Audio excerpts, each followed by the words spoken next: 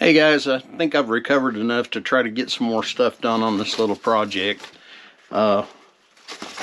This is what I had stuck in the window to just bring the vent air in. So I'm going to use that for a pattern here in a second. Got a couple of cans. I haven't got around to ordering that Silic bulkhead fitting yet. I'll try to put that in the description of what I'm planning on using. If not, it's just a marine through hole thing for exhaust. Show you what I got in mind for right now. Check this out. So for a primary installation, as it were, got me a couple of the old standbys. This is like a veg oil can, and then this is like a tomato can. Punched 1.25 inch hole in them because that's the smallest hole saw I had, this little thing, so it'll do. Just gonna put these on there somehow or another. Noisy, ain't it?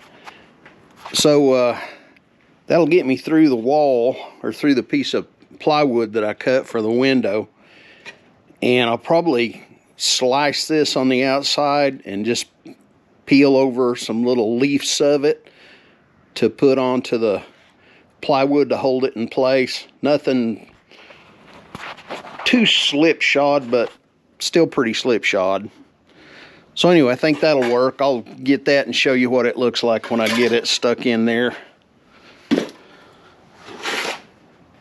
I'm kind of wondering about the height of the exhaust here. I don't want to get it too close to that silly window. So let me see how high this thing is right quick.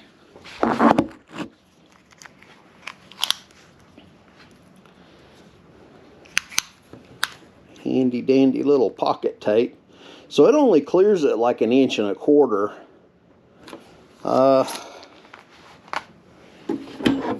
That's kind of short. It's got these little feet on it. I think I can put it on a couple of bricks and get it raised up, because it's going to be right on the bottom of one of these windows, and they got vinyl casings on them, so I sure don't want to melt one of those suckers even after it'll be sitting right there. Of course, I've already got the screen popped up. So yeah, let me mess with this a while and I'll get back with you and show what happened. So I've decided to try this heater in the garage is to have it vented out this front window. Don't really have any other place to go with it. Got 2 garage doors, 2 of these windows like that, the door into the house and then the door outside, and nothing else. So anyway, it'll work. I got this cut, had it stuck in the window the other day, no hole in it or anything, and Sis asked me if I would mind painting it since it's horribly ugly. So I'll be painting that white and see if I can do something with that. So what I've done, I've got a one of those through holes ordered, but I stuck this together for the heck of it as a thermal break. Just a small can.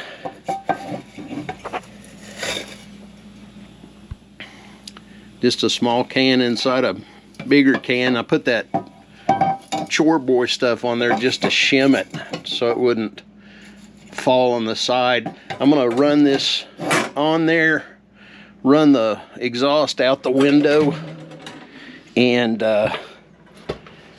let it run up to temp and see how hot it gets around the outside, because I'm planning on putting that right in this chipboard here. I think it'll work great. There's a lot of area there, a lot of space there. Got to kind of watch this because this window here is vinyl, and then there's actually the whole window's vinyl, so I can't get any significant heat around them. Let me get this lined out and I'll fire it up and we'll see what happens. All right, I've got it pushed around there with the can on the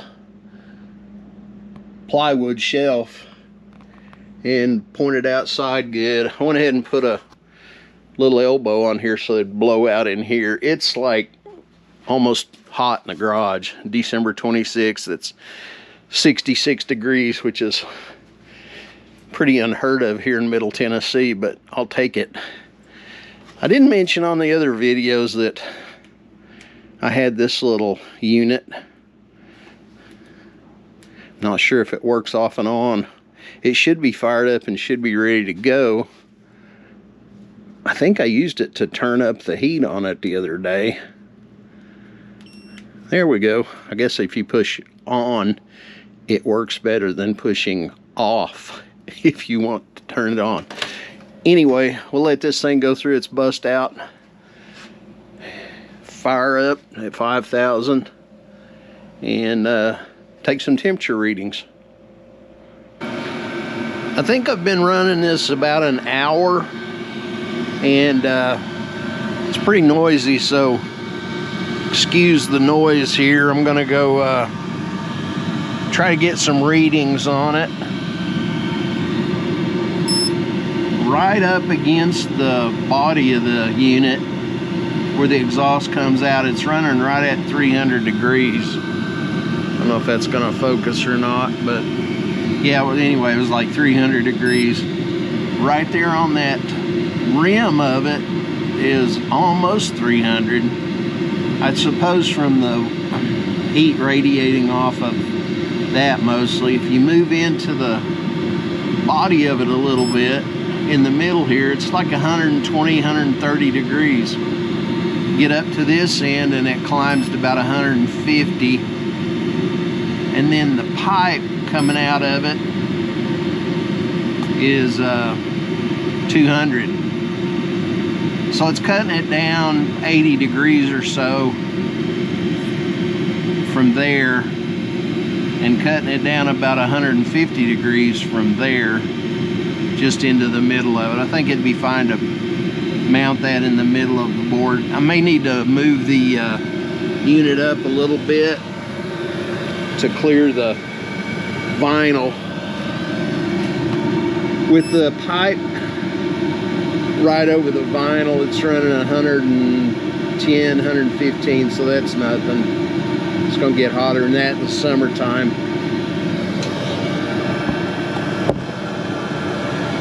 So I'm gonna go out there and maybe take some pliers or something, or maybe just stick it on there right quick and put the silencer or the baffle on there. We'll see if it makes a lot of difference. That might be kind of interesting from this standpoint.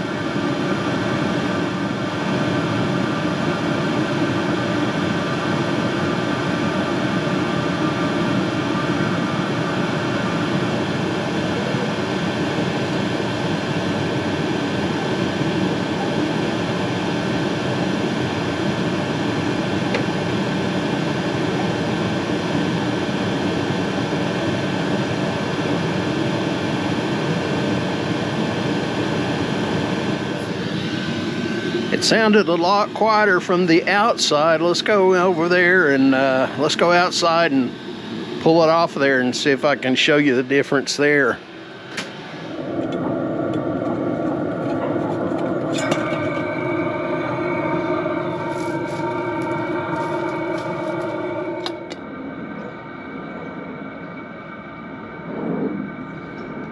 Let's try that again with the front microphone.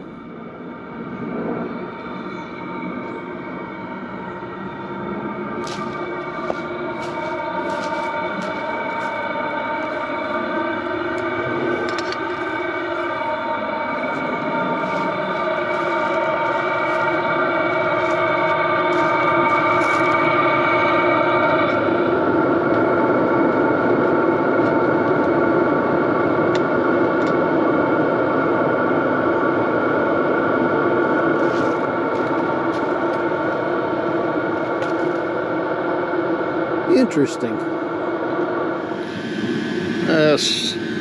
Little muffler's been on there for a few minutes. I'm gonna do a couple of little checks. Just gonna see if it was running any hotter with this, with the muffler on. I don't know why it really would, especially. Doesn't seem to be any huge difference. So I think I showed you this a while ago. Thing's running almost 200 degrees out of that exhaust, or the heated air. It's kind of unpleasant to hold your hand that close. It's blowing some serious junk out of there, some serious heat. We were starting at 66 degrees and it's up to 74.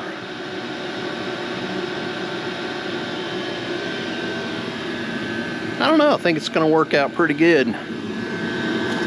All right, so I'm gonna go ahead and actually push the off button to turn it off.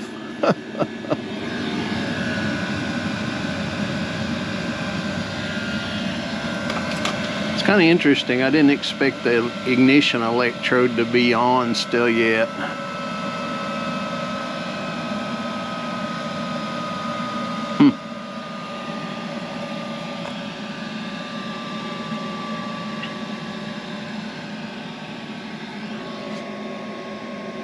All right, she's in the cool down mode. Can already tell it's not blowing near as much, but it's 173 degrees instead of 200, 168, 150. Cools down pretty quick. A lot of sheet metal in it. Alrighty. So I think my shelf's gonna work out okay. Still a little sketchy on the safety wire. I mean, that wire's strong, but it's also kind of brittle, kind of hard. I'll probably back that up with some cables or some chains or something to make sure I've got a little backup on there. I just put a couple of screws there in the corner. Just something that'll be easy to take out eventually and